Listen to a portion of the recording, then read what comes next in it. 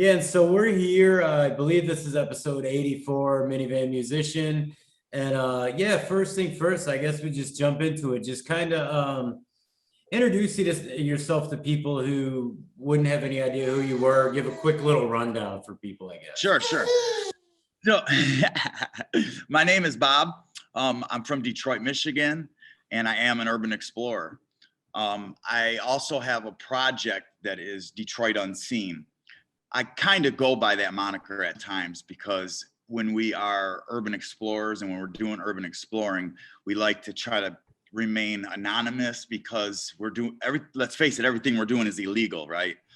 So you have to kind of have your name not really attached to it. So I use Detroit Unseen also as a moniker, but my name is actually Bob. So most people call me Bob, Rob, or Detroit Unseen. But yeah, I am an urban explorer. And that's what I do. And that's basically my life outside of work. Right. Basically, you're documenting everything as far as the stories of these buildings. Because that's kind of what I wanted to get into is it's like you're not just some dude, you know, what are these weekend warriors who's from the suburbs who comes down like, oh, cool to get into an abandoned building, you know. Right. Yeah. And then they get stuck or whatever. And that happens. Or they get robbed, or they get hurt. So many people get robbed around the Packer plants. Yeah, for sure, and it happened. So that's why. But yeah, so I've been doing this for 13 years, man. I've been doing this a long time. Like I'm not like the person that's been doing this the longest or anything like that. But the one thing about me is that over the last 13 years, man, I've lived this. You know. I never stopped. I go hard. I go every week. I go every weekend. And it started in 2008 and it's still going now. I actually took a break. I haven't explored much in the past couple of months. I got into a little bit of trouble. So I have to take a little bit of a break right now. But I'll be back. I'm still going out. Like I went out 2 weekends ago and I'll go out next weekend, but I'm not going out day after day, weekend after weekend, like I did for the last 13 years. This was the first break that I've ever really taken like that. And it's not even a break because I'm still doing it. It's just, I'm not going hard, but I started documenting Detroit because, well, I had moved back here. And I was a grad student at Wayne State, and I was fresh off a heroin addiction. And I decided that I would start doing something with my time to occupy my time because I knew that if I didn't, I would surely end up using again. I had tried rehab so many times, in and out of jail, all that bull that goes with it. And I didn't want to live that life anymore. So I figured I would try urban exploring as a hobby. It all happened for a reason, and I see it that way now. But and not even photography. Like I'm not even that good of a photographer. I'm an urban explorer, but like that's what I am. I am not a photographer. Didn't you kind of set out with the intention of doing photography and kind of just enjoy going to the locations? Not really. In the early days, man, I didn't even carry a camera. My girlfriend carried the camera, and I would take a few shots here and there for my first my first maybe 6 months or so. I would take some shots, some photos with her camera, but she would take the majority of the photos. And this was just with a point and shoot camera, piece of shit. But once I got an actual camera, an SLR camera, and started messing with full frame cameras and things like that, I started to eventually take photos on my own pretty shortly after starting. So there was a period of time though, when I first started, all it was to me was urban exploring, pure urban exploring, and photographing a little bit in the process, but that wasn't my main point. My main point to doing it was just for the thrill and the adrenaline rush and to see what people left behind, because I've always been a history buff and I love history and I love architecture. So the historical buildings really stuck out to me and kind of called my name, you know? Right. No, that's cool. Detroit has a lot more beauty in that way than people realize, I think. We really do. And And stuff was left empty and. yes, yeah, exactly. And that's why it's so interesting. And prior to a couple of years ago, it was a lot better, obviously. Detroit's changed a lot. And I mean, look at my, I don't know if you can see this. So this is my view out my window. Oh, wow. Wow, you're. So that's the skyline of Detroit. Yeah. So I live up high in a loft and I overlook downtown Detroit. Yeah, nice. So I'm right in the heart of it. So I see it all day. I see it every day, right? So I've seen Detroit change a lot in the last couple of years. Police are literally, are they out there? I don't know if you can see them, but they're out there. Can you see them? Right there. Oh, yeah. Huh. Dude, bro, listen, man, that was unheard of 15 years ago, you know, or 13 years ago, you know. It's incredible the changes. So we've demolished a lot of historical buildings in the process in the last few. And I don't really like that, but at the same time, we've saved some. Yeah. So I'm all about renovation. I'm all about repurposing and restoring, especially if they're bringing them back to like how they used to look and bring them back to the glory day and all that, which they've done with some of that. So you usually kind of like, you know, case a spot out and plan it out, or do you do it like off the head? Like, are you just? Yeah. So in Detroit, the problem with Detroit is, here's an interesting thing about me. So I live here in Detroit, right? So like I go hard and I go out after work too. So I'm not just on the weekends. I was out after work at 5. When I get out at 5 or 6, I'm out there. So I have hit so many things in Detroit in these 13 years, man, that there's not much left for me to do. So I have to drive around looking for stuff. Right. All the research and the internet, once in a while, something will happen where something closes because of COVID or whatever, that I'll get to that when I find an article on that and I'll go do it or something. But the majority of the shit that's closing in Detroit and the majority of the shit that's abandoned already, there's no research to do. You won't find it on the internet. So you have to go out and you got to look for it. And it takes me back to the day, man, before I was doing Google Maps and Google Earth and putting pins on my iPhone, you know? Yeah, so you're really just getting out there and just finding what you found. That is pretty exciting, actually. Yeah, because I find a lot of stuff that people don't know about. And I don't share it a lot, but I'm trying to get better about it. I'm trying to share it more and more and show people. But dude, I remember back in the day when I first started, I used to have a 3D map of the city of Detroit. And it was from a abandoned Detroit public school. It was 3D, so it was styrofoam and it was thick. And it had all the schools on it, right? So, and it was a big city map. So I used to take, and we know Detroit had over 100 abandoned schools. Over 100 abandoned schools, bro. The next city in second place to abandoned schools is Chicago with like 50. Dude, we have like twice as many, okay? And we're like much smaller city too. Much smaller. So I used to take you remember how we used to get like those gold stars in school and silver and bronze and shit? Yeah. Those stickers. So I took a pack of stickers and then I took little flags, mini flags that were like pins, and I would pin locations on that map, and I would put gold stars and stuff for spots that I wanted to hit, silver for spots I thought might be abandoned that I needed to check out. And so like I used to code that stuff back in the day on my wall. I used to hang on my wall, dude. I don't know where that came from. Like the one thing I've done like little pieces of music videos in abandoned buildings and stuff like that. I'm always worried about the floor is going to give out or something's going to fall on me or whatever. Sure. I've never, knock on wood, man, I've never been hurt in an abandoned building no shit. in my life. It's crazy. You have been arrested though. Dude, I've been arrested probably a dozen times, man. It's fucked up. What can they do? I mean, are you just getting a fine or? They can charge you with whatever they want. It's the police, man. They can do whatever. I learned that a long time ago, man. You know, they're the police. They can do whatever the fuck they want to do. So you better, I usually cop up to everything. Like, yeah, I was in here. I was trespassing. I was taking photos. Like, what the fuck? You want to do something, do it. And a lot of times they'll let you go, especially if you didn't break in. if you broke in, if there's damage, there's property damage, Oh, you're shit, fucked. dude, you're probably going to go down, dude, especially nowadays because urban exploring has become so mainstream and so Yeah. many people are doing it that it's giving us a bad name. Mhm. The ones that are real serious about it. Not that I knock it. I don't knock people doing it. I mean, I started out, I was a rookie once, but it's just the fact that it's giving urban exploring a bad name.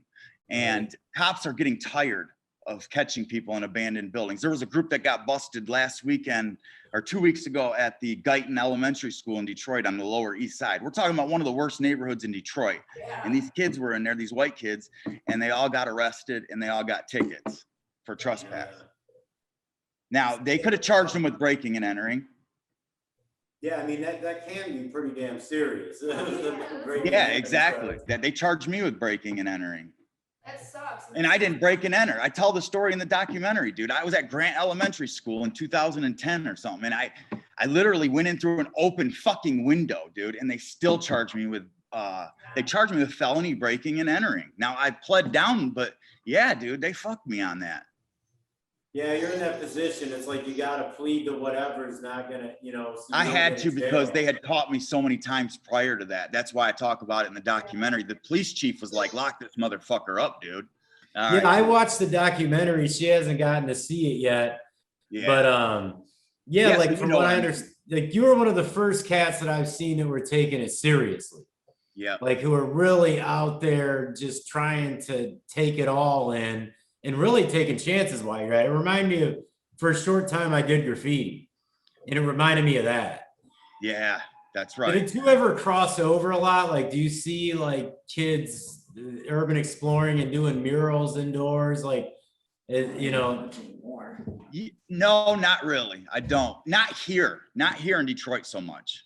Yeah. Like, I do see it in other cities, actually, a lot more than I do here in Detroit. It's weird. I see some like tagging, but not actually like art pieces or murals or anything like that where they're sanctioned and legal. Yeah. They do it on the exteriors a lot in Detroit, but not the interior. I always see it on the exterior, and that's cool too, but I've never seen it on the interior. And dude, they have a huge project right now inside fucking Creedmoor Psych Hospital in Queens, New York City, man. They have an abandoned building, part of the abandoned hospital at Creedmoor is turned into art, dude, inside. It's incredible. Yes, they should Yeah, do they with should. stuff like that. And Creedmoor's sick, dude. Like exploring Creedmoor. I did Creedmoor in like 2014, bro. It was sick, dude. Yeah. So you go to other cities and explore other cities and stuff then. Dude, that's what I do mostly. I've done everything here, man. It's hard. It's hard for me to be here and explore See, here. that's an achievement, man, because anybody that knows the amount of abandoned buildings we have in Detroit, it seems like it would take 100 years to go through them all. Yeah. You know? It's taken 13 years of my life, dude, and a lot of hours and man hours spent on research and recog and all that stuff, and like stealth mode, all of it, dude, doing picking locks, everything, dude, like trying to get in where I never try to break in, man. I'm very particular and I'm very OCD about any damage to property because of what I've been through in my past and what I've had to deal with the police. And I want to get let go if I get caught. Dude, you're going to run into the police if you do this long enough. It is going to happen 100%. You can't avoid it. How many police have I run into? Bro, over 100 probably over 13 years. Wow. And you know what's crazy? I talk about this in the documentary too. Not a single police officer has ever been a Detroit police officer. Really? I was arrested by Detroit Public Schools police, and they arrested me probably 10 to 8 times, I think was the total. Wow. But never Detroit police specifically, not once. Damn. I mean, I guess you could say if they're doing their job, they're busy with more serious shit, Yeah, or it's they're weird not. because like they've never even like caught me and let me go. Like I've never had a run-in with them. Just never had a run-in with them. I mean, honestly, it doesn't really surprise me considering like the lack of fucking work that Right. And that's true, especially for the first 12 years I was doing this. Yeah, and they're afraid to go in so many areas. Yeah, they wouldn't even go in.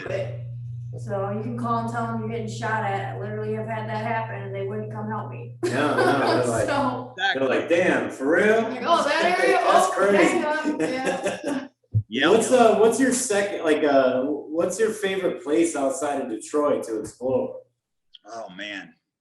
Well, one of the ones of all time would probably be Six Flags Amusement Park in New Orleans, Louisiana. Oh, Oh shit. It's abandoned, the Six Flags down there? Dude. I didn't even know It's pretty much a wreck these days because it's been abandoned since Katrina. Okay. Yeah, Oh shit. Which is kind of ironic with the Ida wreck in New Orleans right now. But yeah, it's yeah, so it got hit in 2005. Katrina came through in 2005 and wrecked New Orleans, including Six Flags Amusement Park, and it was shut down because of the flooding. It was literally built on a swamp. The design was poor to begin with. Some of the rides were even starting to sinking after just being there for a few years. So it was a lot of problems with it anyways. But the fact is Katrina came, flooded it out, now it never reopened. So people started hitting it. They have security there. They do have security that drives on golf carts and things like that, and the police watch out for it. But it's in the swamp area of northern New Orleans, dude, where nobody's at except fucking burnt cars and shit. It's in a horrible neighborhood, in the swamp too. But yeah, dude, it's sick, dude. All the roller coasters, bro, are there, and like all the swings used to be there, and they're not in there anymore. The coasters are still there, but the swings are gone. The Ferris wheels, I think, like all damaged and stuff like that. Yeah, dude, all the coasters, like a wooden roller coaster, like 2 metal roller coasters, the water rides are still there. That's sweet. Even the games with stuffed animals and shit.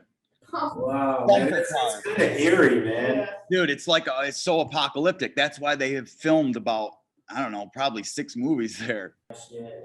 Have you been to Cleveland at all? Like looking at the bandos there? You know, Cleveland to me was always like almost like a second home because it was so close to Detroit. So when I started traveling, Chicago was the first place I started exploring outside of Michigan, Detroit, greater Detroit area. Because I did go to Pontiac and hit some in Flint and things like that. But when I started traveling on the road, Chicago and Cleveland were the main hubs between them two, because Chicago was 4 hours away and Cleveland was 2.5 hours away.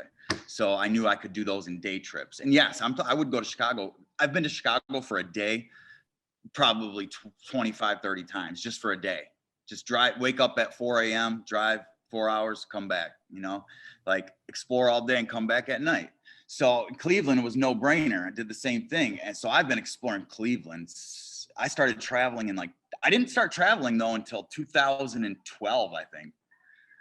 So the first, I remember thinking back in the day, I'll never travel. I used to see pictures of stuff outside of Michigan and I'd be like, I'll never travel outside and do this stuff. I just want to be a Detroit urban explorer. I just want to be the best urban explorer in Detroit. Like I used to think that, you know, like, and that was way back in 2008, 2009, my early days, you know? And then eventually I was like, shit, dude, I'm running out of things to hit. I better start traveling. Yeah, the Cleveland one I had to ask because, you know, obviously we've been there a bunch of times. She really likes Cleveland because we watch a lot of these like serial killer stories and all that shit. There's some bad ones. And the east side of Cleveland has like a higher concentration of active serial killers than anywhere in the world combined. Yeah, like what's his name, Angel Cabrera, or whatever the hell his name was, or Ariel Castro, and that's my favorite. That's her favorite. If you gotta have a favorite, torturing, kidnapping. He didn't kill anybody. He kidnapped them. He killed himself. He kind of did worse, but yeah, he did worse. But what was the dude's name that actually they have Anthony Soul? His documentary is called Unseen. That shit was nuts, dude. It is called Unseen. It is called Wow, Unseen. no shit. Yeah. Yeah, that whole area, it's got like a really abandoned, kind of dark Very scary vibe to it. Dude, East Cleveland is rough, man. East Cleveland. Yeah. And I mean, so is, you know, South Cleveland and the west side of Cleveland isn't so bad, but like the southern tips of Cleveland are pretty hood, and the southeastern side. And yeah, there's some really rough areas of Cleveland. In Ohio in general, dude, Ohio's bad. It's so Ohio is mecca for abandonment, dude. I don't tell people that shit, but I'm telling you right now, Ohio, dude, you got Cleveland, Youngstown, Dayton, Cincinnati, Toledo, Akron. All those places. Canton, Horrible. Springfield. Like, dude, just so many big cities, man. Youngstown is a real depressing fucking place. Hood. I just learned that Hood as recently. hell too, man. Youngstown's hood. I like Youngstown though. It's a chill town. It's cool. I've done a lot of good shit there. I've done a lot of shit in Ohio, dude. I've done a lot of shit in Ohio. I could probably be Ohio unseen, dude. For Yeah. Hell yeah. So a friend of mine one time was exploring, I think it was the Packard plant, I'm pretty sure. And like I worked in the rave scene in Detroit for a few years. So like we were always, out and about around fucking places like that all the time. So oh yeah, if you were in the rave scene for sure. all the time. And one time she was in there with some friend of hers or whatever, and they found a dead body. And so immediately, you assume like, okay, it's like an overdose or whatever. Like, I'm recovering heroin addict as well, so I'm just always assuming that that's what it is when you find somebody like that in a place like that. It turned out to be the girl was murdered. She was like 40 years old. She was murdered by her boyfriend or ex-boyfriend or something. Like while attending a like a rave? bat, and she was laying there bleeding, and they found her. She was dead, and like my friend had to go to court for it and shit to like be a witness on the stand. Have you ever found a dead person before? Yeah, that's a fucked up story. Yeah. So did that person get killed at the rave by her boyfriend? No. We did have one of those situations too. That's a whole other thing. Oh, okay. But still messed up. But no, it was not at one of the parties. No, but it was Okay. right But that doesn't make it any more messed up or less messed up. But I just wondered that. But so interestingly enough, I don't know the answer to that because I don't know what I found because I didn't look. So it all happened back in like 2009, I would say 2009. It's like I was in about a year into urban exploring. And I went into the Hotel Eddystone, which is actually being renovated right now by Little Caesars Arena. No shit. They were able, they made a deal with the city, Illich's said, if we tear down Old Harbor Light, which was originally the Park Ave Hotel, you'll keep the Eddystone and renovate the Eddystone. Because they were both twin abandonments right next to each other. So they said, okay. So they knocked down Harbor Light and built Little Caesars Arena and kept the Eddystone. So they're actually renovating the Eddystone now. But when it was abandoned in 2009, it was the Cass Corridor. Yeah. And it was rough. Cass Corridor was rough. It's definitely different now, but it was rough back then. We know all about that. Yeah. So when I went in, it was a cinder block shut, dude. They had cinder blocked every floor of this place, like for the first 3 or 4 stories up. Same with Harbor Light. That's how serious they were because of all the squatting and drug use and prostitution going on in the Cass Corridor at the time. So they cinder blocked all the entrances and windows on the first 4 stories or 5 stories. But somebody had actually came with a sledgehammer, knocked out a couple of the cinder blocks, right? In the back. And at the time I lived across the street. I lived across the street at that time. Like no joke, a block away. I lived in the corridor for 9 years. So Damn. that was my hood, man. And I worked at Mariners Inn across the street at the treatment center at the time. Because I had about 3 years clean at that time. So yeah, I went in and dude, my girlfriend was with me, who's my wife now. Dude, this was one of the main reasons she don't explore anymore. We went in and as soon as we stepped in, I could smell it, but like I hadn't really smelled that smell before. So I didn't know, right? And when I got closer, it was dark, cinder blocked, right? So no light coming in except that little beam of light from the missing 2 cinder blocks or 3 cinder blocks that were missing.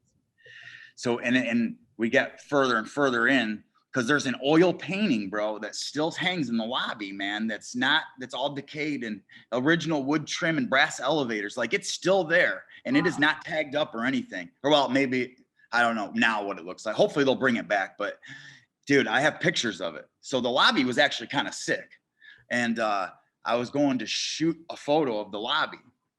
And I had to go through this area where there was a stairway to the left. Or I think it was to the left. And when I shined my flashlight over, dude, there was like a pile of something under a blanket.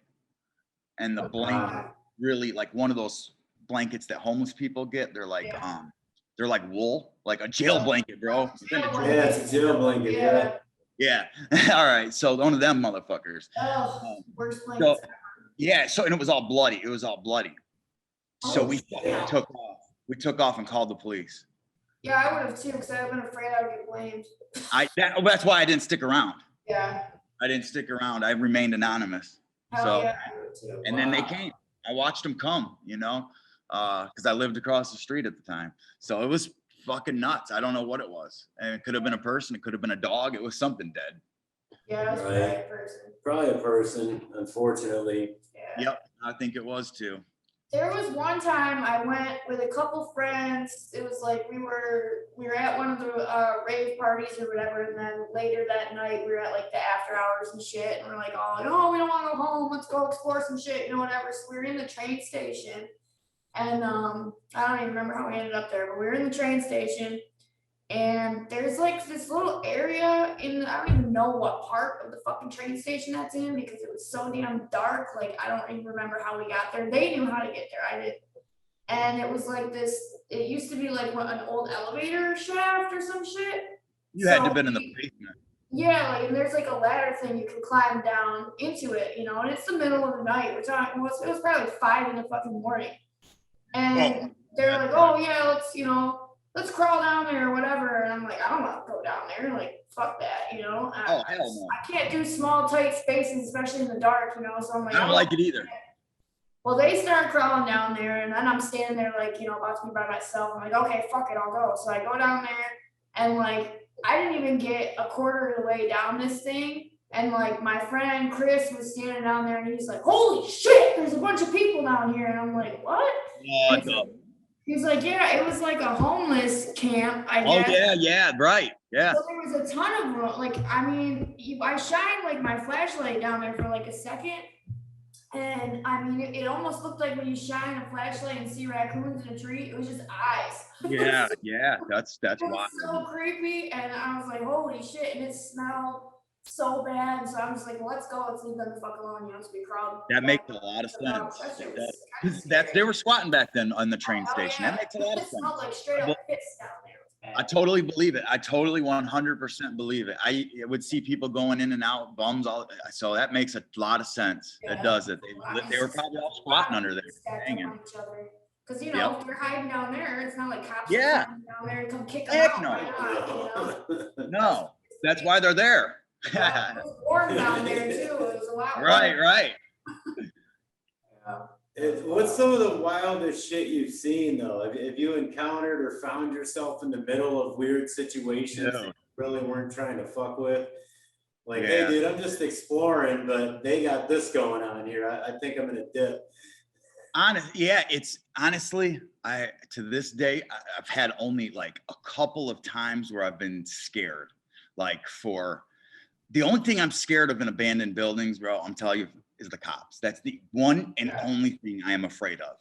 I'm a social worker. I have a master's degree and I'm an addiction specialist. I counsel and do therapy people with addiction and homeless and mental health every day. So this population and criminals, I'm a criminal. This population I can work with. So I'm not as scared of them. I'm scared of cops. Straight up. But there's been a few times where I have been scared. And one of those times, man, was actually in New Orleans.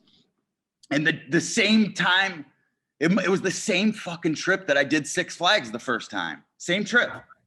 This would have been 2015, maybe. Yeah, somewhere around 2015, maybe 16 at the latest.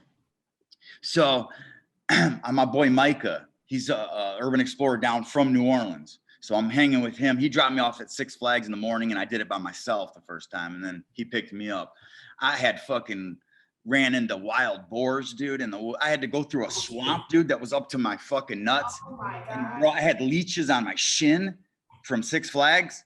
And I had, dude, I was so scared that I had him on my dick, like in Stand By Me and Stand shit. By Me. Yeah. Like I kept seeing that movie in my head, right? Like, oh shit, don't get my dick wet. Don't get my dick wet. So, That's what I think but every time I see a leech. yeah, I saw a gator back there. So it was fucked up. So, but anyways, that wasn't what I was going to tell you. I had to throw my shoes away and my socks away. I'd left them there on the side of the road because they were so bad and flooded and muddy and full of leeches that I just left them. So, and I went to Salvation. He took me to Salvation Army and I bought another pair of shoes and I had socks with me. So I didn't have a pair of shoes because I'm flying, right? And I don't have, you know, so anyways, we go to this church and he's like, hey, this is another one that I've done before and you can go in by yourself. It's cool. And it was kind of rainy outside. It was overcast. It was the middle of the day. I was like, all right, it's in the hood, but I'm used to that. So Micah's like, you can go right through this backyard. And once you go over through the backyard, it leads right into the backyard of the church. And then the back door's open. And you could even see the back door of the church open through this yard. So I'm like, easy. So I walk through the yard. Big mistake. Dude, fucking from that yard, he's going to come at me, right? So I get into the church and I'm shooting. I set up shot. I set my tripod up. I shot from the first floor looking forward. And then I think I ran up to the balcony to take a picture from the balcony when Micah called me. And he's like, bro, get the fuck out of there now. There's a dude with a gun coming into the church. Oh my God. Shit. Dude, I fucking flipped, bro. I didn't even put my camera away. I had it on my tripod and thankfully, thank God, this gives me goosebumps thinking about this shit. There was the windows were missing on each side. It had a missing stained glass window. So it was a big window. I fucking threw my gear out the window into the grass and it was rainy. So it was soggy. And I looked and I saw it was grass. So I threw it out the window and then I just jumped out the window, dude, like head first, dude, not even giving a fuck. Landed on my stomach, dude, like, and got all soaking wet, did a belly flop on the fucking mud pile, dude, like in the wet grass. And then I picked up my gear and I ran around the corner. I never saw the guy. I ran around the corner and Micah was waiting for me. And he took off. We took off running. We took off, in the car. So we drive a few blocks, right? And he's like, fuck, that was crazy. That was crazy. He had a gun. I'm like, bro, what the fuck? Like I almost died and shit, right? So he pulls over and he's like, well, let's find out where we're going to go next. I'm like, fuck it. I'm down. I don't give a fuck. Dude, we're sitting there looking at maps, right? Like where we're going to go. All of a sudden, fucking, I look in the mirror and there's a fucking dude that parked behind us, creeping up the side of us with a gun in his hand, bro. Oh my God. In our mirror. It was the guy, dude. He followed me and saw I jumped in the car, then got in his truck and went looking for us. Wow. He That's did not like y'all fucking with that building, bro. I know, dude. I couldn't believe it. Micah fucking floored it, man. And luckily, he was like creeping up the side of our car, dude. That's so scary. Dude, look, I felt like I was in a movie. So like Micah floored it and we got the hell out of there. And I don't even know if we explored after that. We were so shook. Hell yeah. I think we went back to his house. I think we took a break. I would've. That shit was fucked up, dude. That was one of the most fucked up things that's ever happened. Horror movie shit. Yeah, it really is. Jeepers. Like I've never been robbed for my shit, knock on wood. I've never had anything taken from me. I've never encountered anybody that I've had to fight for my life or anything like that, or even fight, like never. Like It could happen. Like I know it can happen, so I'm ready. I'm always prepared, but luckily I haven't had that. The worst thing that's ever happened to me physically was one time my window got broken in my car because my boy left his camera out on my back seat in plain view. Oh, We went to wow. check this church, bro. It was a abandoned church, St. Martin's, over on Avondale on the Lower East I know Side. what St. Martin's is, yeah. Fucking go over there. This was like 2014, maybe. And he had a brand new camera at the time, man. And I'm like, bro, grab your shit. He's like, no, I ain't gonna grab it. He's like, we ain't gonna get in anyways. I'm like, all right. I grab my shit. He leaves his on the back seat. The kids at the fucking were playing basketball at the park. We come around the corner because we were gone for about 10 minutes, you know, checking everything. Come back, all the kids are gone. And I'm like, all the kids are gone from playing basketball. And I look at my car and I'm like, that's why. They got here together, bro. They all took off running. Damn, dude. Yeah, So I was gonna ask you, this is a really weird question. But see, when I was a kid, we used to go into Eloise when there were still buildings and stuff there. We were going with the express purpose of encountering supernatural shit. Do you feel like you've ever encountered anything like that? Maybe even if it's just a vibe or whatever. I can count twice where something's happened. Only twice in 13 years. Yeah. 2 times. One was definite. 2 was suspect. So you did have something. I did. You see something or hear it? 100% I felt and heard. I didn't see. So I was at Randolph County Infirmary in Randolph County, Indiana in 2015. Randolph County Infirmary was abandoned at the time. Right now it's open for tours, for ghost tours, right? I didn't know any of this. I didn't know actually, I didn't know nothing about it. I looked it up on research and found out it was historical and it was an old hospital. And I was like, sick, let's go. So we went and hit it on our way to Reed Hospital, which was it's demolished now. That was in Richmond, Indiana. So we were on our way to Richmond, Indiana on a road trip all the way down to Tennessee. So anyways, this was one of the first spots of the trip. So we get there and I'm with a couple of friends and there's 3 of us. And we start upstairs in the attic first. Actually, we started in the basement because we got into the basement. We started in the basement, then we started all the way at the top and we worked our way down. So I'm on the first floor, the last floor. We're all on the first floor, last floor. We're all together. Well, they go off and they start shooting other rooms because it's a big place on the first floor. And I start shooting the main stairway in the main building. 6 spiral, I think it was like a half spiral stairway. So I'm sitting there and like, dude, I feel like this fucking blast of like cold air. And it's like summer outside. What the fuck? Dude, it was cold, like bone chilling cold. Wow. Like, that was weird. Like it almost felt like an air conditioner blew on me for a second. So I was like, that's weird. But I've never had an experience in my life. So it's like it was probably 2 minutes later because I actually took a photo and took another photo.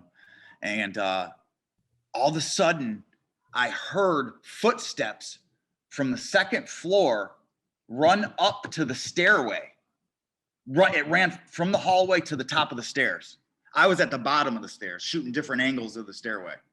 And I was like, what the fuck? And I thought it was my friends. So I actually went and looked and saw my friends. And then I came back and I was like, that was crazy. And I started shooting again. And then I heard footsteps go from the top of the steps, and I heard a couple of footsteps hit the first couple of steps, and that was it. I fucking grabbed my shit and I told them, and I said, let's fucking get the fuck out of here. Oh, and I think what happened was actually I told them and we didn't leave. I told them, I told them about it, but we didn't leave. I wanted to go, I think, because I was a little bit shook, but I was still like, okay. And they wanted to stay. But then like 2 seconds later, I looked out the window and there was the owner of the building was pulling his tractor out of the fucking barn next door. So then we had to split anyways. See, dude was just, the ghost is just trying to warn you, man. Dude, bro, straight up. I'm telling you, it was, so it doesn't end there. So I tell them all about this as we leave, right? Because I didn't really have a chance to tell them when I was in there. I'm like, dude, I heard footsteps. That's why it happened. You know, I swear to God, I heard all these footsteps. And then I felt this gust of cold air, whatever. So I'm telling them all this stuff. And they probably believe me, but they probably don't. So about maybe a year later, this was a while later, all of a sudden, I think my wife and I were watching, I would make her watch Ghost Adventures, and the other one is Paranormal Lockdown with Nick Groff and Katrina, right? So Nick Groff did a spinoff from that. and he did it with Katrina, this other chick. I don't think it's on anymore, but this was the first season of that show, which was probably would have been 2016 because it was about a year later, or maybe 2017. And lo and behold, man, that episode came on, and it was Randolph County Infirmary, and I almost hit the fucking floor, dude. I was like, holy shit, dude. It was real. And it like all clicked to me, like everything that I had experienced was actually paranormal. Yeah. And then I called my buddy and I'm like, dude, I told you, check it out, dude, turn it on this channel. That's crazy. I had something like that happen years ago. I don't know. Do you know where Clinton, Michigan is? Yeah, yeah.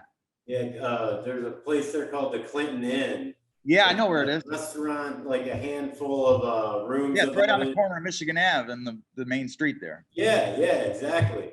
And yeah, I had an experience there. I wasn't there for any haunted reason, even though I used to seek those kind of places out. We just stopped there to eat.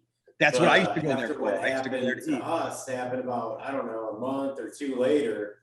It was one of those lists on one of those shows where it's like the 10 most, haunted places in America. And it was fucking on there, dude. I was like, see, I told you so, it was one of those things. Uh-huh. So did you actually like, I don't know what happened? Oh, Jesus Christ. I don't even know if I want to. Well, you can't tease me like that. We got served by someone who wasn't there in the restaurant.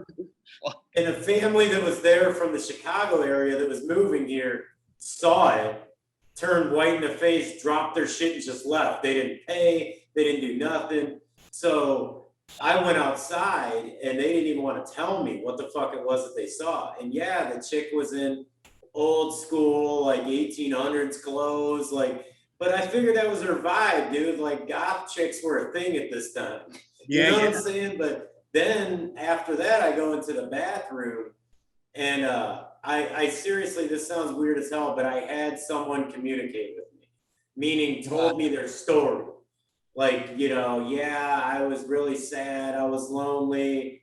I ended my own life type of thing. And dude, no bullshit. That's what the story of this place ended up being. Like it ended up being that a little girl, her family, her parents started the business. They came from the Chicago area. And at that time, that area was jumping. It was like dead in between Chicago and Detroit. Yeah, exactly. Yeah, and they opened this place up. They paid no attention to the daughter. She was, I don't remember how old she was. She was like 7 or 8 or 9, whatever. And they had a servant. And that was the only person in the world that ever interacted with her. Something happened to the servant. I'm not sure if she died or had to move away. But the girl went into a tub and killed herself. She was like a child suicide. And dude, like, it'll sound crazy to people listening to this. I don't think I told this one in the one episode we had. But dude, that would have been the first thing I would have talked about. I said that would have been the first thing I talked about. That's a wild experience. I mean, it sounds crazy to people and People shit. don't believe it. I mean, I grew up as a kid. We had a house that was legit fucking haunted in Ecorse.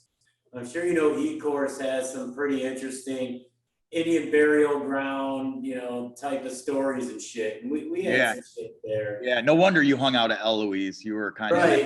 Exactly. It was kind of like, like that kind of stuff. I was put onto it at a young age, you could say. So when other people were scared to death of it, I sought it out. Yeah, exactly. I get it. So I would have been the weird kid going, if I was exploring, I would have been the weird kid in there, like, let's do a seance. Let's see who died here, Yeah. I mean, there's I know a few urban explorers that are really into that stuff, I mean, I like it just because I don't do it doesn't mean I don't like it. I told you I watch Ghost Adventures and all that stuff. Like, I love that stuff. I just don't, but it scares the shit out of me. There's the in Trenton. I'm sure you know about the Riverside Hospital in Trenton. Yeah, I've done it. There's a house right by there next to Elizabeth Park that they actually did a whole TV show on and shit. Yeah. One of the guys I'm not sure if it's one of the guys you're talking about or not, but he's a famous ghost hunting type of guy who has a TV show, and he did an episode like, here's the reason I do this, the house I grew up in Trenton, Michigan. And that's Zach Baggett from Ghost Adventures, I think. Yeah, it might be. Yeah, it's one of those. He had a haunting experience. Like, it seems like they never capture anything. So it's like, you feel dumb telling people like, yeah, man, I've seen this shit. Watch, they'll see it. And then no. Occasionally they will record something though that's kind of convincing. You're absolutely right. I think that's why Zach Baggins got his start, is because he had that experience in Trenton, Michigan at that house. Yeah. I think that's him. I'm pretty damn sure it is, because I know his story. Like I'm a fan of his. I love Zach. I mean, my wife hates him, but I like him. If you look it up, there is an episode where he goes to that house. And maybe more than one episode. It might be a few in a row. Yeah, I think you're right. I think there is one. Yeah. Yeah, I was tuned into that shit. I was like, because at the time I lived most of my life downriver and like. Yeah, you knew about Riverside Hospital. Yeah. Like I had actually been treated there before, like before they shut it down. That kind of shows my age, but I had been treated. Whack, by the way, it's horrible Explorer. Huh? Horrible Explorer.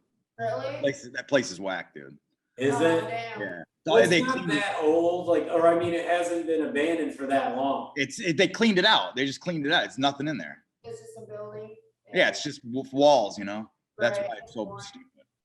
Like I was doing a music video once in an abandoned, was it a school? The school, and then one was behind a police station. Well, I did the one in Del Rey that had been a school with Jamal. Yeah, but we did the one in Flint that was. Did the one in Flint that had been a school, and they also did police training there. Oh my God, we found all it was so weird because. In Flint? So you're thinking all the water crisis shit that was going on or whatever. We found these fucking big pallets full of bottles. Yeah. I I got pictures of those pallets, dude, when they were really pallets still.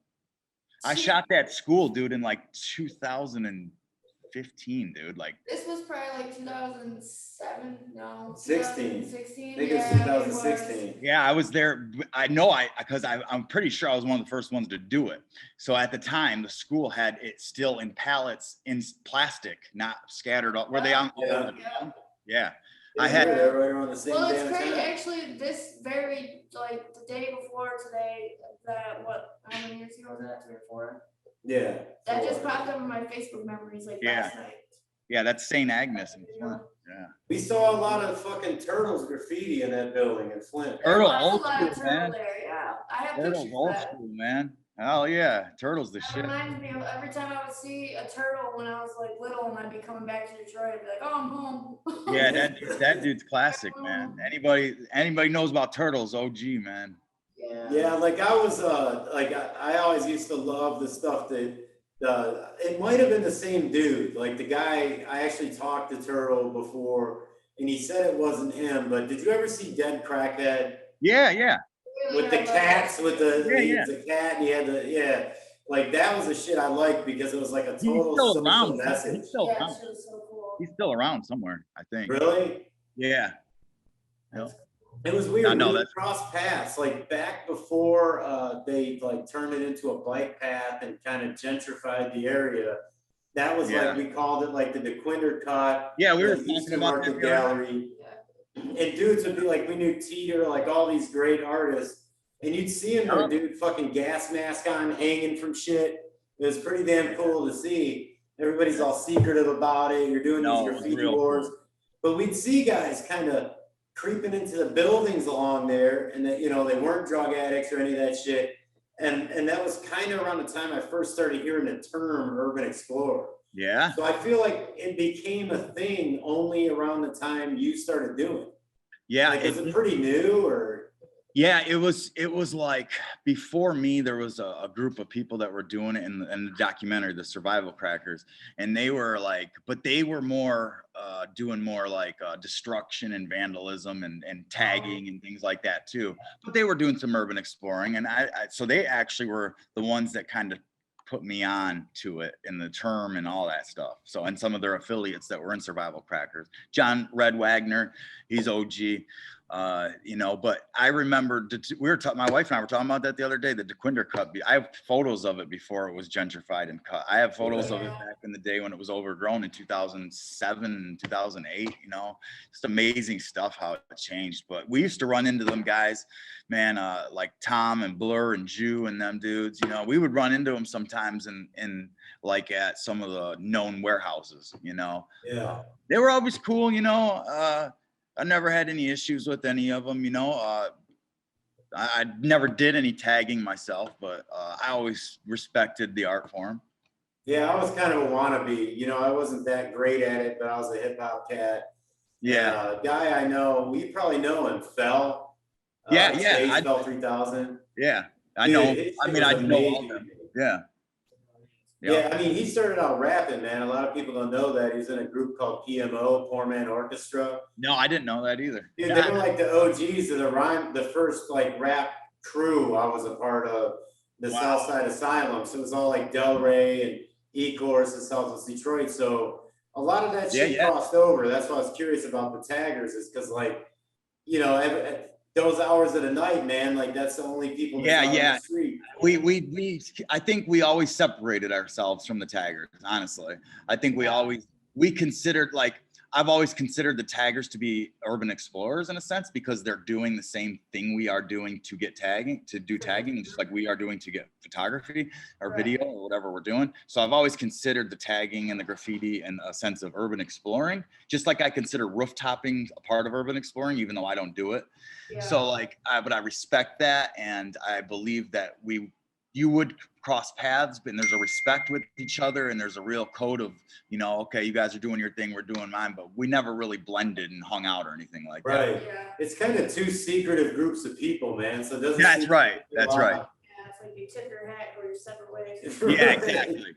Yeah. What's your favorite type of place? Like, meaning like a church, a factory, like what is it that you see and go, oh shit, that's the type of place I like? Like, what is it? There's two types of locations like that. Well, I'd say three. Number one, I'd say hospitals are number one. Hospitals have always been my favorite, especially if there's stuff left behind, especially if they're historic, and most especially if there's a morgue. Yeah. I've done so many morgues, dude. I've probably got about 50 morgues under me in the US alone. Wow. But I also love the second most thing would probably, and it might be first, but there's not that many of them. So that's why I keep it second. That's funeral homes. Funeral homes, to me, I have probably done more funeral homes than anybody. I would even go out on a limb, and I think I talked about this in one of my other interviews, that I would go out on a limb and say I've done more funeral homes than any other urban explorer in the country. Very sweet. I never even thought of that's got an air of creepiness to it. The whole embalming room always has fascinated me in a creepy way. Like, so that'd be really cool to see. I mean, we've posted a ton. I got a video on YouTube right now that's got like almost 300,000 views of a funeral home that I did. One of the best funeral homes I've ever done in one of the Carolinas. Sick, dude. King casket, dude. Like, I'm just cremated remains left behind. What? Yeah, dude. I did Cantrell Funeral Home, man. The one that you saw it in the documentary. Like, I did Cantrell, dude. The one where they found the remains up in the ceiling and shit. Oh my god! Yeah, I was Really? just talking about that. Yeah. From that, oh my god. Watch it, dude. It's in the documentary. They based the fucking Law and Order Criminal Intent on that. Yeah. Yeah, I know. That's why. I mean, it's Detroit. I've called it in, dude. I've in the documentary I talk about this too. I called in remains at a couple of funeral homes. Damn. I found them, dude. I found 50 remains in Philly in a funeral home in Philadelphia. There's one in Detroit right now, dude, that's got 100 of them in the basement, but nobody's doing anything about it. I'm trying to get somebody to do about it now. I've been trying for a year. Wow. Holy shit. That's some terrible shit, man. That's honestly. like that Body Snatchers of New York thing that we watched at one time. Like, Oh god. the body brokers and shit. Like, Show you the photo. God, I thought I had a photo on here I could show you. Dude, there's 100 of them, and they're all stacked up in a basement in a fucking Holy shit. God, just unclaimed. If that was my fucking family members, dude, I'd be pissed. Hell yeah. Dude, we asked him about dead bodies. I think That's he's why I've seen been a lot trying more to- than he realizes. Dude, I've been trying to I guess report it. it's not remains, not, but still, Oh, same thing yeah. to me. That's Yeah. like some sad shit. That is really sad. That's fucked up. Yeah, That was the thing I was gonna say about like Eloise and hospitals like that is that you see people's record and the schools. You see like the memories of these people. Yes, like, you do. You know, Yes, like you whether do. it's they gave birth or then they were admitted to the psych It's a hospital lot or of history. this kid couldn't spell his fucking name. You know, whatever Yeah. it is you see. Yep. Or his journal he wrote in class about his shitty home life. It's like, damn, dude. I love that type of shit. I love reading that type of shit. Yeah, me too. That's some of the best stuff to read, man. That's part of urban exploring is to go through like the paperwork and stuff, you know, and like whatever's there. Like that's why another favorite location of mine are police stations. That was my favorite. Like I love police stations, man. Police stations are sick. I've done some incredible police stations, dude. Was Fuck. it you or the other guys you mentioned who got stuck in a fucking cell? That was the survival crackers. Those were the guys that. That's the scariest fucking thought in the world to me, dude. Yeah. What the fuck are you gonna do? Can you see this photo? Oh my God. Those are all remains. Oh my God. And there's an actual bag of remains right there. That's fucking crazy. It's I so know. sad, man. It's fucked up. God, that's Yeah. Yeah, it's fucking nuts. Which place is that? It's a funeral home. Do you know the name of it? I do, but I'm not gonna say it. Yeah. I was gonna say maybe it would prompt somebody to do something about it. I'm trying to get it done. I'll get it done. I mean, you could say like, "Yo, it wasn't me. A friend of mine told me about this place." I just contact the Free Press. I have a contact in the Free Press, but he hasn't gotten back to me. Probably LeDuff, man. He'll go up in there. Yeah, Yeah, LeDuff would. Yeah, I know he would. he would. He'd be all over this shit. Actually, I like that dude. Yeah, I do too. Yeah, He's all right, man. I don't mind. I ain't got no problems with him. He works at the fucking Coney Island. Yeah. That's cool. Yeah, he's a I thought nut. that was a publicity thing at first, but being somebody who's like struggling to finish a book and is a half-ass author, I know that you want a second gig. You know what I'm His saying? advice when we went and saw him speak one time, like he was giving advice to people and shit. And That's my cool. advice to you is do not become a writer. He's Yeah. like, if you want to become a writer, don't become a writer. That's almost great. literally what I said about rapping too, and that's what Yeah. Royce told everybody about rapping back in the day. He was cool though. I got pictures of him with me and my kid. Oh, that is cool that he did that too. Just the fact that he took pictures, that's cool. Yeah, he didn't want to. He did. Yeah, Some it's people don't. Some people won't. You know, that's why it's cool he did that, Well, especially for the kids. I'm a big fan of like, his books and shit. So like, I wanted to get his autograph. And he was Yeah. super uncomfortable with that. He was like, no, I don't feel right. I feel like that's being cocky and stuff. And I'm like, that's, okay, I respect it. He's like, well, I'll tell you what, if you have something that's like Detroit related, I'll sign it. So like, the only thing I had was I had a hoodie for Nice Geek Entertainment that I worked for several years. That's for the rave parties and shit in Detroit. I'm like, I have this. Here's the history of it. It's Detroit, blah blah. He's like, oh, all right, that's sweet. I'll sign it. So I still have that. He signed it? Yeah. So, That's cool. Hell yeah, that's cool. Yeah. So you don't really fuck with like souvenirs from any of these places. You kind of make it a point not to remove shit. Yeah. I don't, man. I just don't, man. I'd be afraid it would come back to haunt me. I'm a piece of shit. I would have to take something from each place. I'd maybe take a rock off the ground. I mean, I had to learn that because, back in the day I did, but, I had to learn, that like, dude, like if I'm going to get away with this, I'm not. You gotta be as clean as possible. There's been times where like the cops have literally been like, I'll let you go as long as you don't have anything from the house that you just did. Right. Yeah. And I'll be like, here, look in my car, look in my fucking backpack, Yeah. Yeah. It's happened on many occasions. Do urban explorers, whether it's you or others you've encountered, do you have like say a goal? Like, do you have like, I have to do this building before I die, or Yeah. I have to do this place? Yeah, I mean, there's definitely a couple of spots that I really want to do right now. Three in particular, really. They're all three of them are hospitals.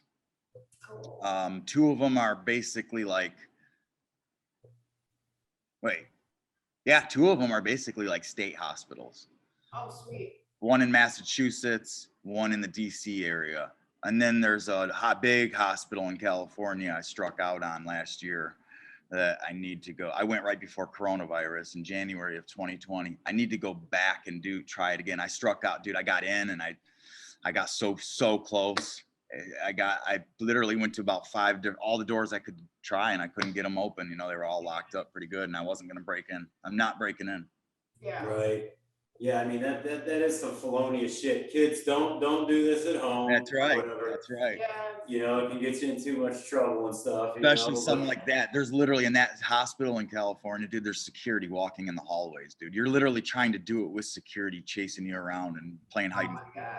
So you And that's can't just do any stupid damage, shit. dude. You're going to jail if you get caught. Like, Yeah. Now, see that I identify with the graffiti thing.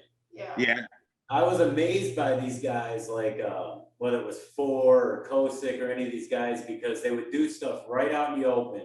It was so fucking detailed, wild style. I know. And they get it done in like a minute and a half. Dude, it's raw talent, man. I mean, that's why I've had such a respect for it. My whole thing. Like, I've always been like, dude, that's sick. And I take photos of it because I like it, you know? Yeah, do you have like plans? Are you doing like another documentary or anything? Or Dude, yeah, like we got multiple plans. I mean, the YouTube channel's popping. I mean, it's not like going off. It's not going off. It's not like going crazy. Like the documentary did good. It's got like 1.5 million views right now, but the YouTube channel just started, so it's kind of slow. You know, we're getting a few thousand maybe per video, but you know, that's where my goal and my focus is right now, is to try to put more videos out that are more documentary, for not just exploring locations, like showing the abandoned funeral home, like doing more documentaries and like doing like once abandoned project and talking about buildings that are like no longer there. Yeah. Like I'm actually doing a piece right now on Cantrell Funeral Home, the one where they found the infants in Detroit. I'll watch that. She was Because really it's not abandoned anymore. It's still there. It's not abandoned anymore. Somebody bought it. They're renovating it. So it's over. So I can talk about everything. I can show all my video and all my photos, and I don't have to worry about people going, right? So I can talk about everything that happened there, what it was like to explore the place, and put all that into a project, you know? Yeah, that's Oh, yeah. cool. It's good to keep Shit that. like Yeah, that. see, I'm like kind of a history nerd, you know, and like I love the fact that these places will tell individual stories, but they also tell stories of like a time period in a particular place. Yeah. You know, Yeah, what I mean? that's right. Whether it's the industry or whatever. Yeah. Detroit's got a rich For history. sure, man. You should have seen the Detroit house. is pretty damn interesting. Mhm. Dude, I just did a house that was loaded with time capsule furniture. It's on my YouTube channel, man. It's fucking nuts, dude. It's nuts. Like, it's shit that we see is just absolutely crazy. There's a dollar store in Detroit that literally was set on fire by an arsonist, and fucking dude, they left everything in there, like everything. You see my pictures on Facebook. It was the first 3 pictures I posted in like 2 years, all from the dollar store. Like, Huh. fucking nuts, dude. Wow. Food, sporting equipment, cat food, dog food. It just makes Fucking me think of like some of nuts. that good shit where we're all running through trying to get medications and stuff someday. Yeah, right. Running into these abandoned stores. Hey, last year it felt like we were there. Oh, we're getting close. We might be there. Like, Right, I know. Like we moved down here to North Carolina. It's like we love it. We're near the ocean, you know, love this area. But like, yeah, we don't have a lot of that vibe here anymore. And as odd as it sounds, I know. I kind I of get miss it. it. Yeah, I get it. that's I how bet you do. The whole city, the whole Detroit, there is a vibe here. And there's always been an energy that attracted me to Detroit, even as a heroin addict in 2003, right? Like that's how I started in Detroit, was I became a junkie. So, and back in 2003, when I first started using heroin, Detroit was a fucking mess. And I loved it. It attracted me. I fell in love with that. The grind. I used to call it Gotham City, right? Because it was so That's what I've always called it. dark, dirty, crime-ridden, and corrupt. You know, like how could it not be? So that's part of the Detroit I miss, because now with all the gentrification and all the white people coming, and there's nothing wrong with the white people coming in and all that, but it brings money, but it's not the same vibe. It's just different. I'm not the, you know, only one running around downtown Detroit with 12 abandoned skyscrapers anymore. You know, it's just packed. how it is, you know. Times are different, times have changed, but I'll always have the photos and some of the videos to have those memories and to have proof that I lived it and I did it and I experienced it. And a lot of people will never be able to say that. For sure. Yeah, that's cool as hell, man. It really is. That's something that, yeah, like you said, it's not gonna be there again. No. Dude, there's never going to be a city like that. Like, it was an apocalyptic city. I mean, it was abandoned to the core. Gary, Indiana would be the only one that comes similar. And Gary, Indiana isn't nearly the size of Detroit. Doesn't have any skyscrapers. Nasty as fuck. It is pretty nasty. Exactly. There's no history with like the historic buildings. I mean, there's a couple, but not a lot. Yeah. That's like I was telling her one time, like, 'cause she's 10 years younger than me. So I was kind of trying to get across that, like, say in the 90s, outside of like Southwest Detroit and maybe like the Upper East and West Sides, there was nothing in Detroit. I know. There's a period where there's no fucking people even. Like, there was nothing. I know. It was, that size of a city went down to like 400,000 people, and they were all in a couple little clumps, and the rest of it was just memories. Like, you look at it and go, oh yeah, thousands of people used to work at that place every day. Yeah. I know. Their whole life was centered there. Yep. You know, we lost over 1 million people, you know, and like I talk about this in the documentary and in presentations when I give presentations. No other city in the United States lost 1 million people like we did, you know, and the people when the people left the city of Detroit, they couldn't take their church and their school with them. So you have a city that is laid out for almost 2 million people, thought to be almost 3 million at one time, and now is under 700,000. So that's why there's 100 abandoned schools. Right. Yeah, it's like you know, in like Delray and stuff like that, you'll see businesses and even churches sometimes that are like really, say, Italian centric or Hungarian, and none of those people fucking live there anymore. No. They have these relics of their existence. Yep. Mm-hmm. So it is pretty cool. And, you know, I hate to say it, but, you know, 50 years into the future, you'll probably see that in like Grosse Pointe or something. Yeah, like all well, actually now all you really have is mob stories. Oh hell yeah. Like we had Gunner on, and like his Detroit and Grosse Pointe of like the 80s and early 90s is completely different from that. All them kids I bet. with their grandparents and their parents, uncles, aunts, and all that shit were all. Yeah. That's all the stories. It will be interesting to see where it goes. Yeah, hell yeah. Yeah, we'd if we come, well, I know we will at some point. We come back up there, man. If your schedule's open during that week, we'd love for you to show us some spots, man. Yeah, let me know if you come up. Because I've always loved doing this kind of shit, but like, I don't know, like you're saying about graffiti artists, I think there's a talent in just getting in and not getting caught. Meaning somebody like me would see a door, kick it in. Well, yeah, doing it in a clean way to where you're not, because I mean, we can't. That's what. Yes, that's having any interaction either for various reasons. Yeah, I've already had enough We've police had interactions in my life. So, you know. This is. Are you ever doing like risky shit to get in, like climbing, scaling up shit, and like weird acrobatic stuff like that? Oh, God, yes. Oh God, dude. I've thought I was gonna die a few times, man. Like I nearly almost died once in New Orleans. New Orleans again. Yeah, you might want to stay away from New Orleans. I know. At least this was a different trip, but yeah, I nearly almost got squished to death, man. In between two metal, I tried to kick myself up back. It's hard to explain. It was a gap above the VPS metal paneling between the roof and the metal paneling. So I had about that much clearance, right? So I'm like, I got to kick my feet backwards and then drop in backwards. Yeah. And shit. Dude, it was insane. My buddy is one of those parkour guys, you know? Oh my God. So he got up there and did it. And I was like, oh, that's easy. I can do that.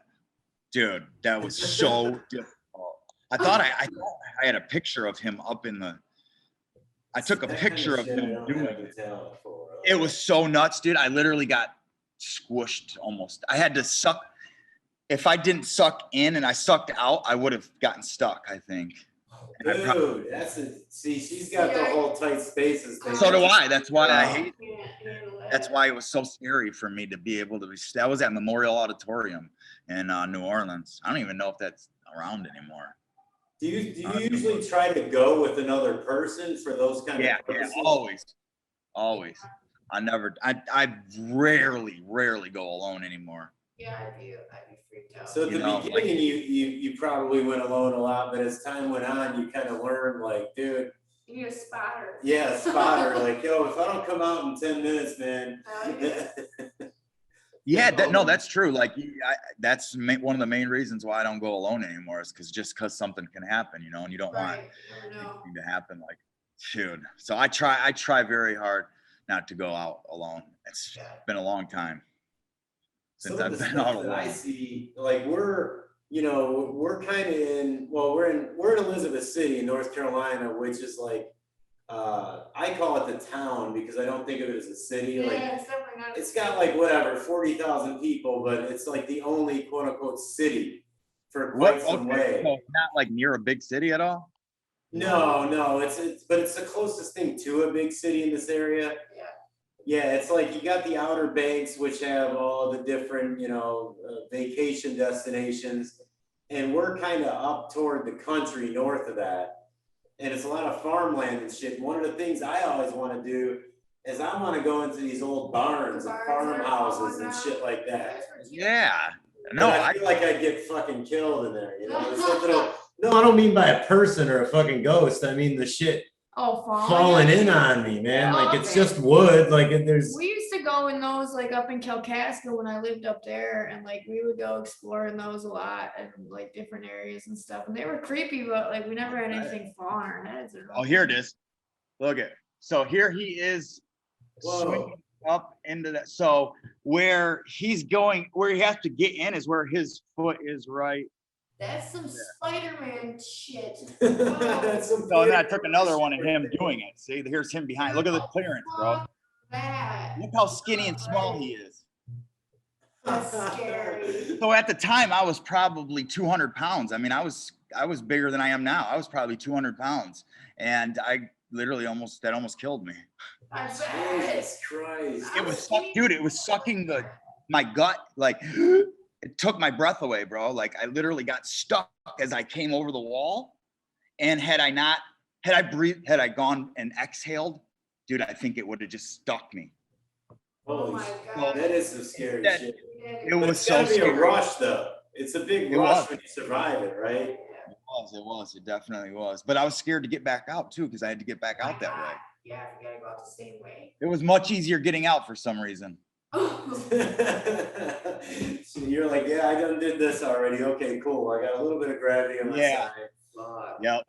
Like I don't have a problem with heights and shit, man, but I got big ass feet.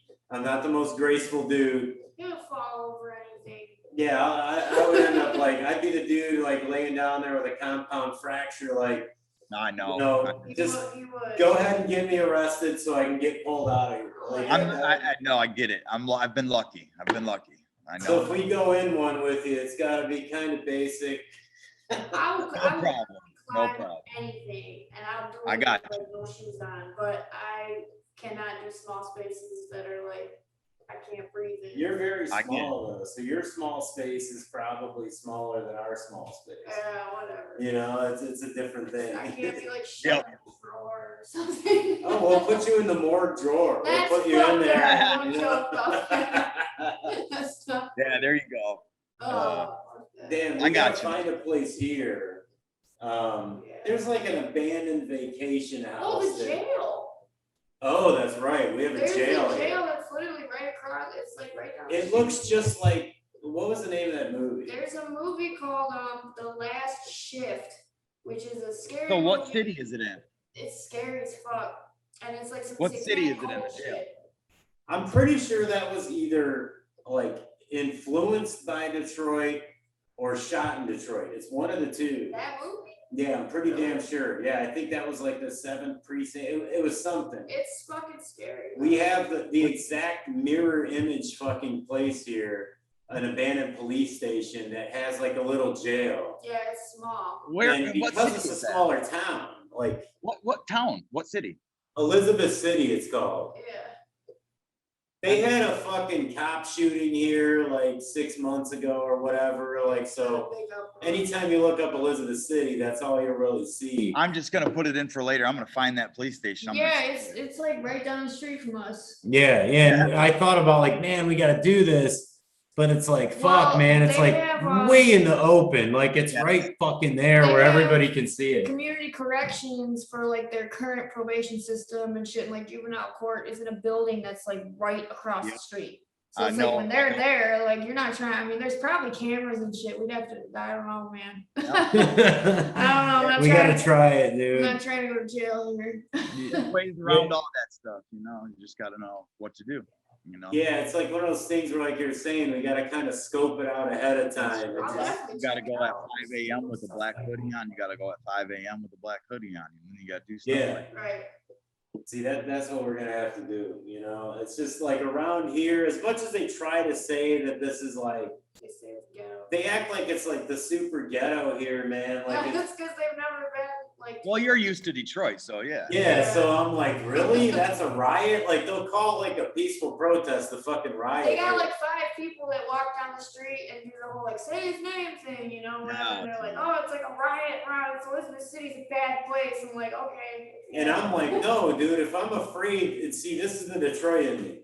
If I'm afraid of the police, when all I'm doing is walking down the street at fucking 2 a.m, Or anytime. then you're not in the real ghetto. Like in Exactly. Detroit, like you were saying, dude, we could walk for hours Yep. and never see a police officer. Well, I yeah, know. They don't want to fuck with the whole area that they're Exactly, supposed to exactly. That's Right. man. Exactly. I It's know. kind of like, it's really cool that you're documenting it because Detroit to me was like a living ghost town. Like Yeah. I had never seen a place like, and I've been other places. Cleveland was the closest. There was a little piece of Toledo that had that vibe. Yeah. New York has a couple places like that, but not so much. It's still The worst pretty city I've popular, ever been to, right? man. Honestly, the worst city I've ever seen and explored, hands down, Baltimore, Maryland, dude. Oh, hell Oh, yeah. you know what? Yeah, Baltimore's gotta be bad. Dude, that's I've never seen anything like, and I've explored every hood in America, dude. And I'm telling you right now, I have explored in the major cities. I've spent weeks in New York City. Like I'm telling you, Baltimore, I was scared in Baltimore, and I didn't have anything happen, but I just was scared as fuck every time I'm in the hood at night doing scouting. And dude, fuck that, dude. Dude, you were like walking through the set of The Wire and shit, dude. Dude, Like, the difference is between Detroit and Baltimore is Detroit, when you go in the hoods, it's a ghost town and burnout and vacant. In Baltimore, it's burnout, vacant, but there's 100 people sitting outside. yeah. Way scarier than nobody. Yeah, it's fucking Avon Barksdale's. That's what makes the difference. That's what makes it so scary. Yeah, I was scared. Yeah, I mean, there's a little bit of the east side of Detroit that's like that. Yeah, but not. But really it's that dope much. fiends It's and like all- old drunks and Right. shit. Like, yeah, it's all That's right. addicts and they're all just, you know, These hanging are out like in there. straight up gangsters outside and shit, like at all Yeah. hours, partying and drinking and partying on the stoops. They sit on the stoops of the row houses, you know, because it's all like row telling houses. people that, you know, The Wire is basically real. Stay the fuck out of Baltimore. You know? It is. It really, because it's all row houses, dude. It's not like Detroit where we have Right. house at yard house. It's all row houses connected, Yeah. and they're all vacant and burn out. And then there'll be one that's active, and then 10 that are vacant, and then one that's active. And they all hang out on the There's stoops. this new. Dude, it's nuts, dude. I've always wanted to photograph it, but I'm scared as hell to do it. You scared too? Shit. Yeah, people Go could through be. there taking pictures of probably like the worst idea ever. Exactly, that's why I wouldn't do it. I wanna I want to be. be respectful of them, you know, like Right, yeah, that's their hood. I wouldn't do that shit, you know. That's why I haven't done it. Yeah. Yeah. For sure. Dude, Baltimore is definitely that. Now that you mention it, that'd be one of the Yeah, places dude, that it's actually be shook. The worst. I tell people ask me that question a lot. What's the worst area you've ever seen? And I always say Baltimore. Yeah, no, I can totally see that. Exactly the reason you said, because I used to tell people, they'd be like, I'm afraid, like I would do shows or even rap at like a rave or something back in the day. And you Yeah. know, the girls in the suburbs that we knew that were like fans or groupies or whatever, they wouldn't want to come to a show in Detroit. And I'm like, Yeah. okay, well, you're scared of this part of Detroit where there's no humans. Yeah. I don't know exactly what you're afraid of over there for the raves. I know. And I then know. for the shows, you're at the one place where there's humans that are there having a good time. Yeah. Like, you know, like those are the two places that you don't have to fucking worry about. Exactly. They'd be scared to go in Del Rey, and I'm like, of what? Nobody there. Right. Like, you might fall and get tetanus or some shit, but I mean, Yeah, that's about the worst. who's gonna rob you? Yeah. You know what I mean? I But know. dude, yeah, we're definitely gonna have to connect, man. But yeah, Just tell let me know. people where to find your shit, even though it's like self-explanatory to Yeah, us. Like, let people know. So I'm on Facebook and Instagram, Detroit Unseen. They're both at Detroit Unseen, so you can find me there. I'm also on TikTok at Detroit Unseen, and then I also have the YouTube, and that's actually Abandoned Central. We have a blog and a YouTube, and that's Abandoned Central. So if you just go to YouTube and put Abandoned Central into the search bar, you'll see our page. Sweet. You gotta have some merch out there, right? There's some on there. Yeah. there's some. Okay, cool. If you go to the Sea hoodie or something would be dope. That would take my homesickness away. That would be dope. Yeah.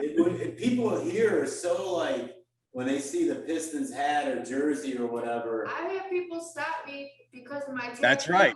on my back. Like I have a D and a 313 on my shoulders that I got when I was like 18 or some shit. And I forget that they're there because they're on my back, you know? So it's like in Michigan, you don't wear shit that shows your shoulders that much because it's always so fucking cold. Yeah. So like Right. this dude at a gas station one day was like, "Are you from Detroit?" And I'm like, "What the fuck? How the hell does he know that?" Right, I right. have no idea who they are. And he's like, "Your tattoos?" And I'm like, "Oh, yeah." And he started talking about music. He was like a fan of Proof and shit, which was really cool. He didn't say Eminem right off the bat. So, Yeah, like, that's cool. Yeah, down here, like, interesting. in the town that we're in, you know, people seem to have connections to everywhere else. Yeah. Like, I met a dude who opened a store called like, what is it, like BK Johnny's or something. He's from Yeah, he's Brooklyn. from Brooklyn. And then like the girl I met was from Long Island. And then, Oh yeah, you my know, friend I work with now too. She's from Long Island. so it's like a lot of people come here, you know, Because with the North hopes of Carolina, doing business or it's one for of the the fastest weather, growing whatever the states, case is, and kind of, to be honest, they kind of just get stuck here, living the same existence they did Yeah. elsewhere. Yeah. But they still have family in other places, whether it's Baltimore, Detroit, New York. Everybody here is like from somewhere else. Yeah. That's how it feels. I think it's because, you know, North Carolina is growing and people are moving Yeah. there. A lot of And people a lot are of from them here. in northern states, you know, a lot of people are flocking to the south, you know, and they're on the move. You know, I think the southern states are growing a lot more, you know, Yeah, they are. Yeah. especially I mean, me North Carolina. personally, I literally have friends that moved there. Like I have like different friends from different groups that moved to North Carolina. It's weird. Yeah, it's a lot of people like in the last couple of years have you know. Yeah, it's a booming state, you know. As far as like the landscape and stuff goes, there is kind of like something for everybody, because the majority of the state are these beautiful towns that are like in the middle of mountains and shit, Yeah. like Greenville and all that. And I've then explored all and that. where we're at, like we have the ocean right here, Yep. and then we have the sound.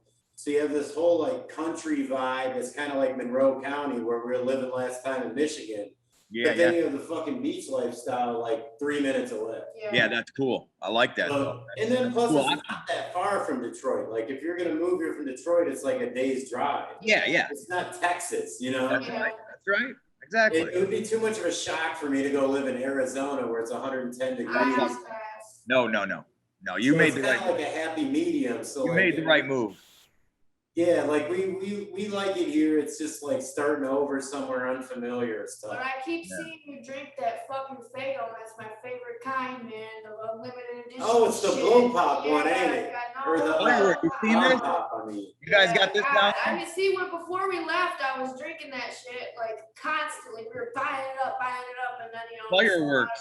It just I'm about to order like a case of it off the Faygo. they're going website. for $15 a piece on eBay.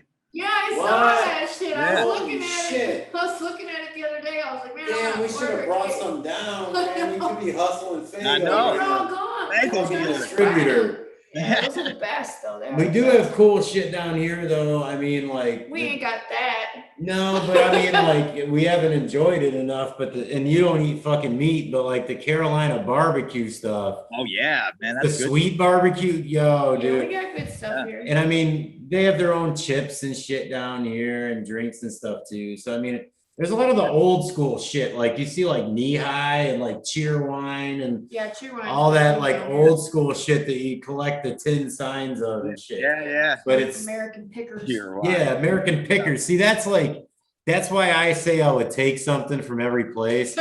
Like my fucking like, you know, non-sexual wet dream is to go to places and, you know, get the, like I used to get stuff from like garage sales and shit. Like I'd have like the newspaper from the day JFK got killed, Well, or like that's just memorabilia. the day Capone was Holy locked up, or you know, yeah. shit like that, like Americana stuff. Yeah, because you're a history buff too. You like Yeah, and like it started with baseball, honestly, when I was a kid, like baseball cards. We got tons. Yeah. of- I did the same thing. Yeah, I got like a whole fucking Whole thing over shelf. there, you know, like a Several. display where it's like not even about the money anymore or anything. It's just like the memory of it. You know, I with know it. Detroit, you know, there's a great story with like the Tigers from '68, like coming out of the riots and everything. I know. You know? I know. Incredible. Like, you know, some people think it's a setup, but like when you think about it, like you got 2001 Patriots, you know, after 9/11. Yeah. Yet the Saints won the Super Bowl immediately after Katrina. Yeah. The Tigers won the championship right after the fucking riots. So it's kind of like, Tragedy Yeah. brings people's morale up, man. or They all the get league together. decides to make it happen We to were make a all lot of right, money. you One of know? the We all two. loved our country after 9/11 too. You know, people all It's come together interesting. for that shit. Just like, Yeah. you know what else happened, I think in 9/11 was, well, I guess the Yankees didn't win that year, but they were in the World Series against Yeah, they were in the World the Series. Diamondbacks. Yep.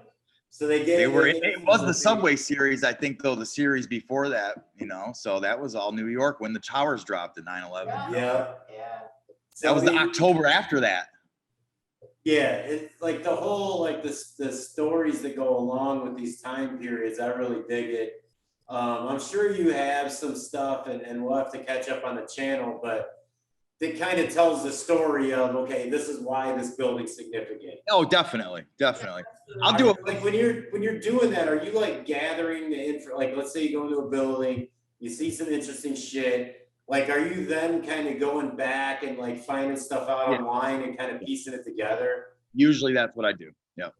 Very Yes, rare, that's very what- rarely will I do a lot of research before I go in, because I've always been superstitious, like it'll jinx me or something, you know. Yeah. I might look up a quick history on it, like what it is and what it used to be, but as far Right. as going deep into research and stuff like that, that won't happen until I've after explored it and all that. Yeah. So, Right. Hell yeah, dude. Well, shit, we'll let you get up out of here, man. all right, brother. We'll have Sounds the good, video man. up Monday night, dude. We really appreciate having you on. It's one of the most interesting things we fucking talked Yeah, about. it's refreshing, man. That's like, what's up. You know, someone We'll do from part 2. home that does cool shit on here again. Yeah. It's been a while. Yeah, Yeah. I mean, it's like as far as that goes, outside of like the music community or, you know, the occasional fucking mob guy, Yeah. Yeah. there's not a lot of positive that we could have on that would make us go, yeah, man, we fucking, you know, That's we love right. the place. That's right. Props on doing the addiction work too, man. And Thank you. sobriety. I'm 5 years clean up here myself, so that's pretty. That's That's always you just gotta be inspiring to hear. proud of Coming yourself. up on 3 years of alcohol. Yeah, You You know? both should be proud of yourself. That's fucking, come on, that's a huge accomplishment. absolutely. And it just, you know, I always tell people it frees up time to do other shit. You're living proof of that. Yeah, for sure. You know, like as far as me, it's a fitness thing. It's a little more with the podcasting and the music. You know, more. You gotta focused. have something. It's like use that nervous energy for something fucking productive. Yeah, you gotta have something. You gotta put energy into something, man. You gotta do it. Idle hands. That's the problem. Yep. That's Yeah, right. and it's like I'll do the kind of stuff that you're creating. Like when I first got sober, it's like, you know, whether I'm driving or I'm at work and I'm by myself, I'm watching like YouTube videos to try to occupy my mind. Yeah. I do Something like that this, now. I'm like, hell yeah, you know. Yeah. Exactly. But it helps other people too. you Yep. know? Yeah, for sure. Yeah, Definitely. keep in touch, man, and let me know and reach out, and I'll do part 2 of this. If you want to do a part 2 sometime, I'm down. Whatever you want to do. Absolutely. Yeah. Definitely. And I'll probably share a few things with the people I know from your channel and shit, just like, yeah, check this dude I out. appreciate it. You know, so it gives us some kind of background so they kind of know what you're about. I got a couple people. Hell yeah, I appreciate that. Let me know when you drop it. Exploring.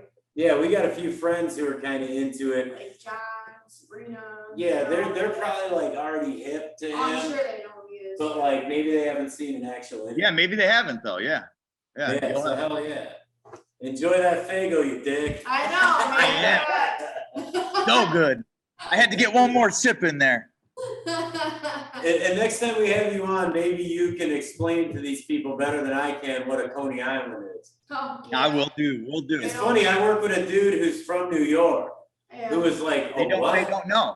They don't He's like, know. Why Just is like it they don't. named after where I used to live? You know? I know. They have no idea. Just like they don't know what a chili cheese fries are. You know? No, it's like you gotta ask for that shit special. Yeah, exactly. So a big what up, though, man, and we'll talk to you soon, bro. All right, sounds good. You guys take care. Absolutely, man. Thank you.